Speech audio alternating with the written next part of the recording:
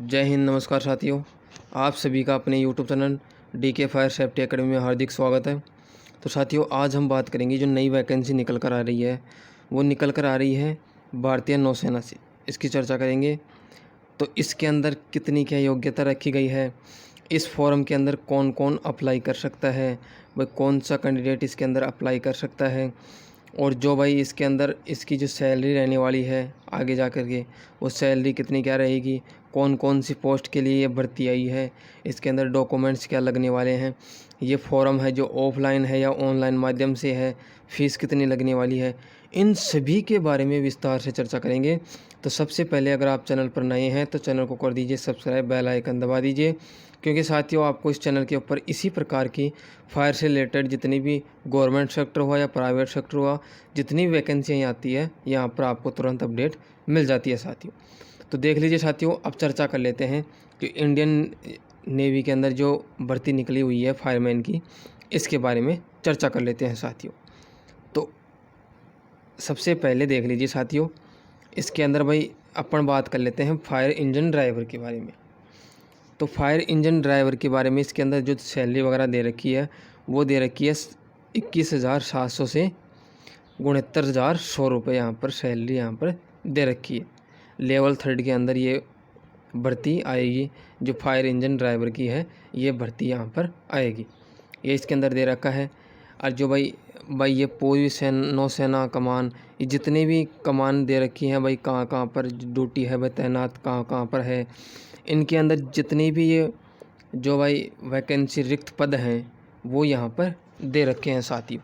अब इसके अंदर और क्या दे रखा है, तो और दे रखा है, नीचे देख लीजिए फायरमैन के बारे में दे रखा है। और तो फायरमैन के अंदर भाई जो फायरमैन की जो वैकेंसी है, फायरमैन की वैकेंसी लेवल 2 के अंदर आएगी।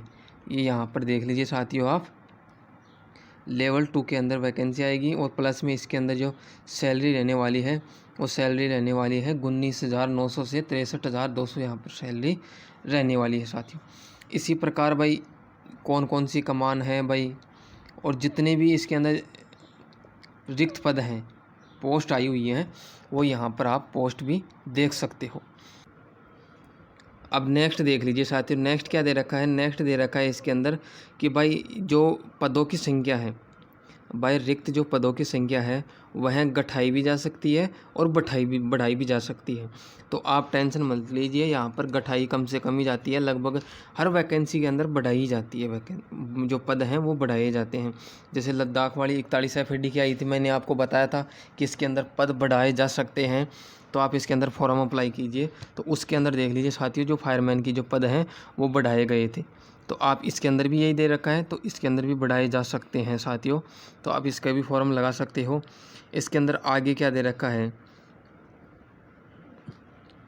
आगे देख लीजिए साथियों, आयु के बारे में दे रखा है। तो आयु आप देख सकते हो, आयु सीमा दे रखा है यहाँ पर 56 वर्ष अधिकतम, यानी 56 वर्ष से अधिक नहीं होनी चाहिए। अब 56 वर्ष हो गई यहाँ पर, अब लेकिन जो योग्यता है वो योग्यता, अनिवार्य योग्यता वो क्या है, तो वो भी देख लीजिए साथियों। आयु की तो बात आपने कर ली कि इसके अंदर 56 वर्ष अधिकतम, 56 वर्ष तक का कैंडिडेट यहाँ पर अप्लाई कर सकता है फॉर्म को।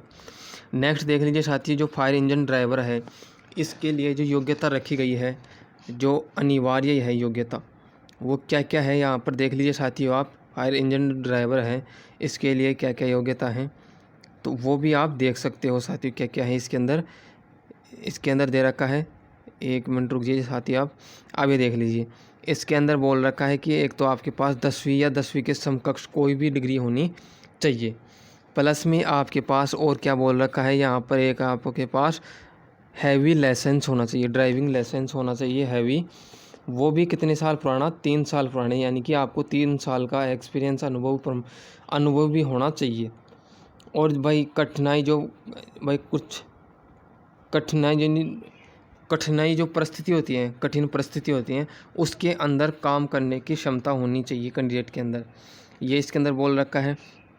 नेक्स्ट क्या दे रखा है साथियों, इसके अंदर नेक्स्ट दे रखा है कि इसके अंदर हाइट दे रखा है। हाइट जो अब इसके अंदर 1.65 मांग रखा है जूते खोलकर, तो जूते खोलकर ही नापी जाती है, आप सभी को पता है हर किसी के अंदर। अब इसके अंदर जो अनुसूचित जनजाति है, उन अनुसूचित जनजाति के जो भी कैंडिडेट हैं उनको 2.5 सेंटीमीटर की यहाँ पर छूट दे रखी है। इसी प्रकार जो सीना है, चेस्ट आप देख सकते हो, सीना बिना फुलाए तो 81.5 होना चाहिए और सीना फुलाने के बाद में होना चाहिए 85 सेंटीमीटर यहाँ पर सीना होना चाहिए साथियों। इसी प्रकार जो वेट है, वेट आप देख सकते हो, वेट होना चाहिए अधिकतम नहीं न्यूनतम होना चाहिए।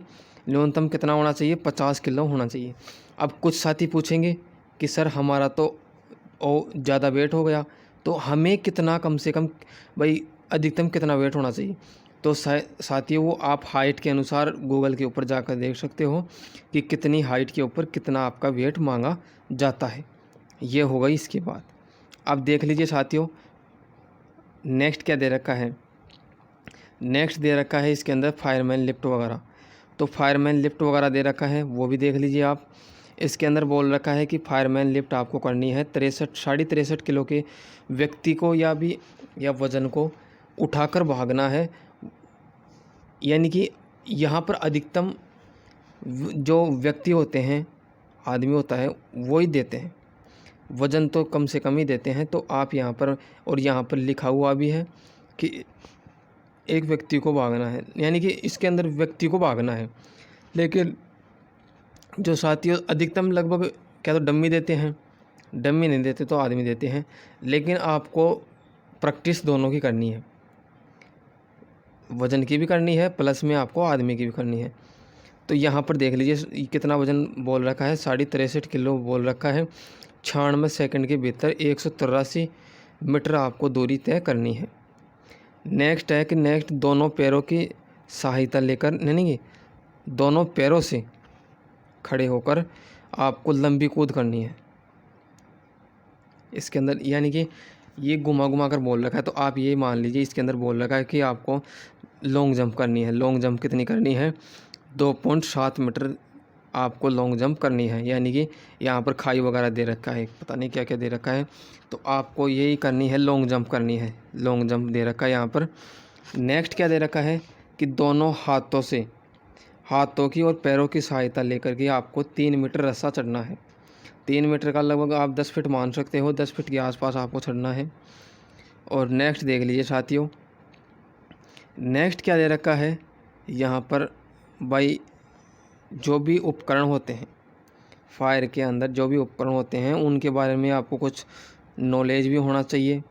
प्लस में यहाँ पर क्या बोल रखा है कि आपके पास जो यहाँ पर जो डिग्री वगैरह है, डिप्लोमा वगैरह है, तो ये यहाँ से आपके पास डिप्लोमा वगैरह होना चाहिए। तो आप ये देख सकते हो यहाँ पर नागपुर भी दे रखा है आपके पास, अगर नागपुर से है तो, यानी कि जो भी आपके पास हो वो आप यहाँ पर देख सकते हो, मान्यता प्राप्त डिग्री होनी चाहिए आपके पास। अब फायरमैन की चर्चा कर लेते हैं। इसी प्रकार ये फायरमैन का भी दे रखा है, तो फायरमैन का आप यहाँ पर देख सकते हो, यानी जितना उसके अंदर दे रखा था वही दे रखा है, लगभग वो का वही दे रखा है। तो इसके अंदर अपन को पढ़ने की ज़रूरत ही नहीं है, वो का वही दे रखा है। आप देख लीजिए नेक्स्ट जो पॉइंट है अपना, नेक्स्ट पॉइंट क्या दे रखा है? नेक्स्ट पॉइंट दे रखा है भाई कार्य का स्वरूप दे रखा है, भाई आपको कैसा आपको काम करना है।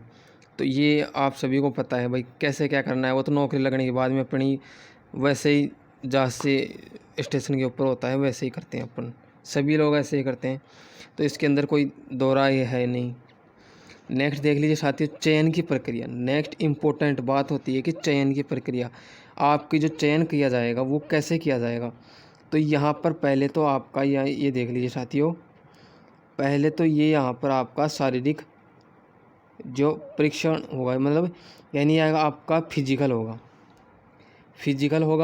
फिजिकल होने के बाद में दस्तावेज, यानी कि भाई जो नियुक्ति पत्र है भाई आपको, यानी कि फिजिकल के बाद में है ना आपका जो मेडिकल वगैरह के कुछ दस्तावेज़ वगैरह मंगाए जाएंगे, उनको फिर बाद में वो दस्तावेज सत्यापन यानी कि डीवी होगा। फिर आपका डीवी होने के बाद में यानी कि इसके अंदर एग्ज़ाम नहीं होने वाली आपकी, इसके अंदर एग्ज़ाम नहीं होने वाली, क्योंकि एग्ज़ाम का इसके अंदर कहीं पर भी वो नहीं दे रखा है। तो ये देख लीजिए साथियों। अब नेक्स्ट है, अब ये यहाँ पर नेक्स्ट बात आती है कि आवेदन की अंतिम तिथि कौन सी है। तो यहाँ पर क्या दे रखा है, यहाँ पर दे रखा है 60 दिन।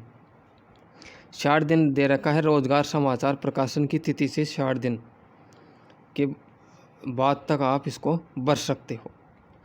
अब 60 दिन इसके अंदर भाई आवेदन आपको कैसे क्या करना है वो यहाँ पर दे रखा है, तो आप इसको भी पढ़ सकते हो साथियों। अब भाई नीचे पढ़ लेते हैं। भाई ये तो वही है, जो भी आपके कुछ दस्तावेज़ वगैरह हैं तो वह आप यहाँ पर पढ़ सकते हो। इसको आते ही मैंने टेलीग्राम चैनल और व्हाट्सएप ग्रुप के ऊपर डाल दिया था। आपने अगर नहीं देखा है तो देख लीजिए, और अगर आप अब ज्वाइन करते हो तो मैं शाम को और डाल दूँगा। तो साथियों, अगर आपने ज्वाइन नहीं कर रखा है तो ज्वाइन कर लीजिए। ग्रुपों की लिंक आपके डिस्क्रिप्शन बॉक्स के अंदर पड़ी हुई है, तो वहाँ से आप ज्वाइन कर सकते हो। अब क्या बोला गया था 60 दिन की, तो रोज़गार प्रकाशन जो, अब ये देख लीजिए साथियों, ये रहा 18 से 24 जून। 18 से 24 जून रोज़गार समाचार जो तिथि है ये है, प्रकाशन की तिथि है ये है। तो यहाँ से आप मान सकते हो लगभग 19 तारीख से, 19 तारीख से मानोगे तो लगभग अगस्त के अंदर होगा ये। अगस्त तक ये डेट जाने वाली है, अगस्त तक, तो अगस्त तक ये डेट जाने वाली है। तो आप यहाँ पर काउंट कर सकते हो 19 तारीख से और 60 दिन, 19 तारीख से 60 दिन तक यहाँ पर आप इस फॉर्म को अप्लाई कर सकते हो साथियों। अब यहाँ पर और क्या दे रखा है साथियों, यही कुछ इम्पोर्टेंट बातें दे रखी है, आप इनको पढ़ सकते हो। वैसे इम्पोर्टेंट नहीं है, वैसे अगर आप पढ़ना चाहते हो तो पढ़ सकते हो। ये यहाँ पर इसकी वेबसाइट वगैरह दे रखी है। अब ये आ गया आपका फॉर्म, ये फॉर्म आ गया, आप इसे भी निकला सकते हो। अगर ये ना निकला पाओ आप, तो रोज़गार समाचार जो रोज़गार वाला होता है वहाँ से आप इसको ख़रीद सकते हो साथियों। ये फॉर्म हो गया। तो फॉर्म को आपको भर कर के ये देख लीजिए, मोबाइल नंबर, पता वगैरह सब कुछ भर कर के आपको ये भेज देना है। एड्रेस वगैरह है, एड्रेस वगैरह इसके ऊपर लिखा हुआ है, तो आप इसके एड्रेस के ऊपर फॉर्म को भेज सकते हो साथियों। अब इसके अंदर जो बात आती है, इम्पोर्टेंट बात क्या आती है कि सर हम लड़कियां हैं, क्या हम इसके अंदर फॉर्म अप्लाई कर सकती हैं? क्या सर हमने डिप्लोमा कर रखा है, लड़के बोलेंगे, तो क्या सर हम इसके अंदर अप्लाई कर सकते हैं?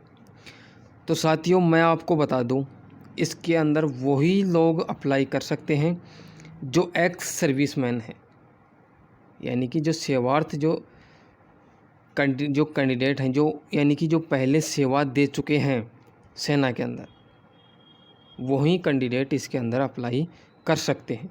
यहाँ पर इस जो बॉक्स है इसको आराम से आप पढ़ लेना, बिल्कुल तरीके से पढ़ लेना। यहाँ पर आपके बिल्कुल समझ में आ जाएगा कि यहाँ पर जो सेवारत जो कैंडिडेट हैं, यानी कि जो एक्स सर्विसमैन कैंडिडेट हैं, वही इसके अंदर अप्लाई कर सकते हैं। तो हर कैंडिडेट इसके अंदर अप्लाई नहीं कर सकता है। तो जो भी कैंडिडेट भाई जो सेना के अंदर पहले से सेवा दे चुका है, एक्स सर्विसमैन है, तो वो इसके अंदर अप्लाई कर सकता है साथियों। तो ये इम्पोर्टेंट बातें थी आज की। अगर आपके शायद समझ में आई होगी, और समझ में आई हो तो वीडियो को लाइक करें, ज़्यादा से ज़्यादा दोस्तों में शेयर करें आपके दोस्तों के पास, ताकि आपके दोस्त जो इंतज़ार कर रहे हैं फायरमैन वैकेंसी का, वो इसका लाभ उठा सके और फॉर्म भर सके साथियों। और चैनल पर अगर आप नए हैं तो चैनल को ज़रूर सब्सक्राइब करिए, क्योंकि साथियों आपको इस चैनल के ऊपर इसी प्रकार की फायर से संबंधित, प्राइवेट सेक्टर हो या गवर्नमेंट सेक्टर हुआ, जितनी भी वैकेंसी आती है यहाँ पर आपको तुरंत अपडेट मिल जाती है, और A to Z जितनी भी इन्फॉर्मेशन आती है यहाँ पर आपको तुरंत अपडेट मिल जाती है साथियों। तो साथियों आज की इस वीडियो में यहीं तक, फिर अगली वीडियो में मिलते हैं बहुत जल्द। आज के लिए इतना ही। जय हिंद, जय भारत।